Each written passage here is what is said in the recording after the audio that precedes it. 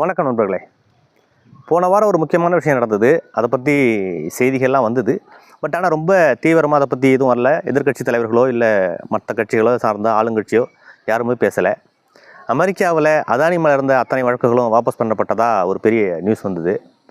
அடிப்படையில் அது என்னன்னு பார்த்தீங்கன்னா, கிட்டத்தட்ட 90,000 கோடிக்கு அதானி அமெரிக்காவில் இன்வெஸ்ட் பண்ணுறதாகவும், அதனால் அவர் மேலே உள்ள வழக்குகள்லாம் முடிச்சு வைக்கப்படுறதாகவும், அவங்க போட்டிருக்கிற ஃபைனெல்லாம் அவரும் அவருடைய சொந்தக்காரங்க ஒருத்தரும் ஆளுக்கு பாதியை ஷேர் பண்ணி கட்டுற மாதிரியும் செய்திகள் வருது. அமெரிக்கா ஒரு பெரிய உலகத்தின் ஜனநாயக நாடு, வல்லாதிக்க நாடு அப்படின்னு சொல்கிறோம். அந்த நாடாக இருந்தாலும் எந்த நாடாக இருந்தாலும் காசு உள்ளவங்க பொழைச்சிக்கலாம் அப்படிங்கிறதுக்கு இதெல்லாம் ஒரு எடுத்துக்காட்டுன்னு நினைக்கிறேன்.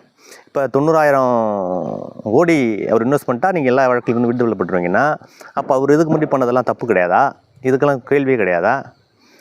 இதுக்கு ரியாக்ஷன் பார்த்திங்கன்னா எங்கேயுமே வரல. தமிழ்நாட்டிலையும் சரி, இந்தியாவிலையும் சரி, உலக அளவுலையும் சரி, யாருமே பேசலை. ஆனால் ரொம்ப முக்கியமான விஷயத்தை அப்படியே நைஸாக நம்ம கடந்து போகிறோம்.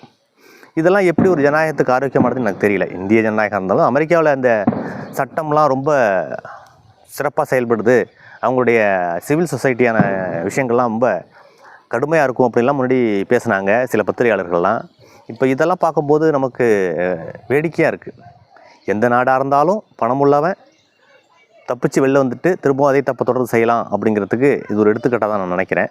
உங்களுடைய கருத்துக்கள் என்னங்கிறது நீங்கள் கமெண்ட்டில் பதிவு பண்ணுங்கள். நன்றி.